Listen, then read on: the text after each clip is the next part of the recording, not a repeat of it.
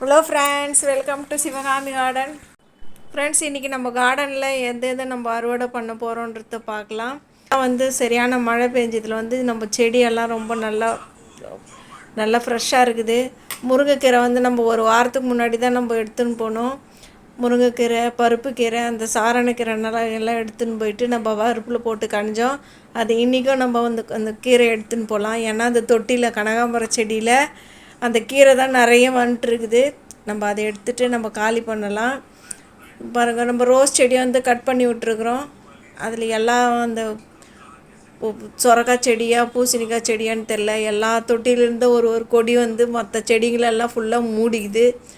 அதனால் நான் என்ன பண்ணுறதுனே எனக்கு ஒன்றுமே புரியல. ஏன்னா நம்ம ஃபஸ்ட்டு முறை இப்போ தான் நம்ம அந்த வரலாம் போட்டு வச்சுருக்குறோம். நம்ம மல்லிகைப்பூ செடியில் பாருங்கள் எவ்வளோ அரும்பு வச்சுருக்குதுன்னு சொல்லிட்டு ஃபஸ்ட்டு முறை நான் இது மாதிரி இவ்வளோ அரும்போடு நான் நம்ம செடியை பார்க்குறது. கனகாம்பரம் செடியில் நம்மளுக்கு பூ பூக்கும், வருஷம் வருஷம் பூக்குது. ஆனால் 2 நாளைக்கு ஒரு முறை, 3 நாளைக்கு ஒரு முறை, 1 முழம் 1.5 முழம் பூக்கும். இப்போ 2 நாளைக்கு ஒரு முறையே நம்மளுக்கு 1.5 முழம் பூ கிடைக்குது கனகாம்பரத்தில். மல்லிகைப்பூ இப்போ தான் பூக்க ஆரம்பிச்சிருக்குது. எல்லா செடியிலையும் நிறைய அரும்பு வச்சுருக்குது. காக்கடாவில் இல்லை, இது ஒரு மல்லிகைப்பூ செடி. அதில் வெறும் குச்சி குச்சியாக தான் நிற்குது. இதுலேயே அந்த பூசணி கொடி ஃபுல்லாக மூடின்னு இருக்குது. இந்த பீர்க்கங்காய் செடி நம்ம ஒரு பீர்க்கங்காய் அறுவடை பண்ணோம்.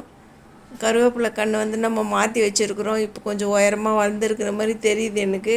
இந்த ஜாதி மல்லி செடியும் நம்ம புது மண்கலையை வச்சு நம்ம நட்டு வச்சுருக்குறோம். அதுவும் கொஞ்சம் நிறைய துளுத்துருக்குது. இது இருவாச்சி மல்லி. இது சொரக்காய் செடியில் 2 சொரக்காய் வச்சுருக்குது. இந்த இருவாச்சி மல்லியில் இன்றைக்கி பூ எதுவும் இல்லை. நேற்று 4-5 பூ பூத்துருந்தது. கனகாம்பர செடி நம்ம நேற்று தான் பூ பறித்தோம்.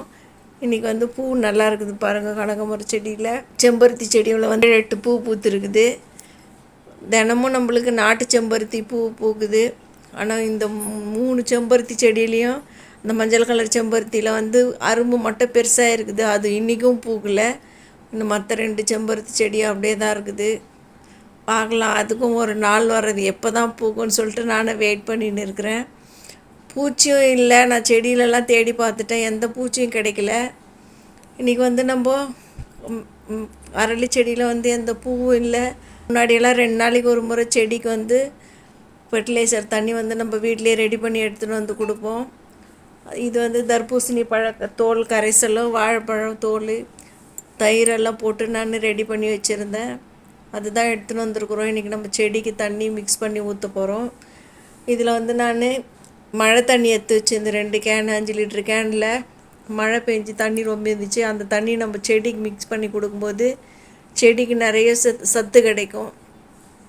அதனால் நான் மழை தண்ணி இந்த தண்ணி கூட மிக்ஸ் பண்ணி செடிக்கு ஊற்ற போகிறேன். நான் பாதி செடியில் கொஞ்சம் ஈரமாகவே இருக்குது, பாதி செடி தான் கொஞ்சம் காஞ்சி போன மாதிரி இருக்குது. அதுக்கு மட்டும் நம்ம செடிக்கு, எல்லா செடிக்கும் இதில் ஒரு டப்பா தண்ணி கொடுக்கலாம் சொல்லிட்டு நான் கலந்து இது செடிக்கு கொடுக்குறேன்.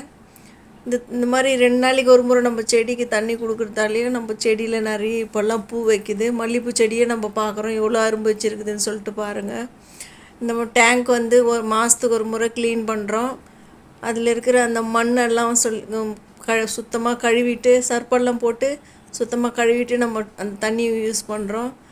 ஏன்னா நம்ம மண்ணோட அந்த தண்ணி நம்ம உடம்புலையும் போட்டு நம்மளுக்கு அந்த மண்ணில் இருக்கிற கிருமியெல்லாம் காரணமாக இருக்குது. நம்ம கூலர் யூஸ் பண்ணுறோம், ஏசி யூஸ் பண்ணுறோம். எது யூஸ் பண்ணாலும் குடிக்கிறதுக்கோ, குளிக்கிறதுக்கோ, துணி கசக்கிறதுக்கோ அந்த தண்ணியில் வர கிருமிகள் நம்ம உடம்புக்கு ரொம்ப பாதிப்பு உண்டாக்கும். அதனால் நம்ம டேங்க் சுத்தமாக கழுவிட்டு இந்த மாதிரி நம்ம யூஸ் பண்ணணும். நீங்களும் இது போல் கழுவிட்டு யூஸ் பண்ணிங்கன்னா எனக்கு கமெண்ட்ஸில் சொல்லுங்கள் ஃப்ரெண்ட்ஸ். இன்றைக்கி இவ்வளோ தான். இந்த வீடியோ உங்களுக்கு பிடிச்சிருந்தா நீங்கள் லைக் பண்ணுங்கள், சப்ஸ்கிரைப் பண்ணுங்கள். Thank you friends.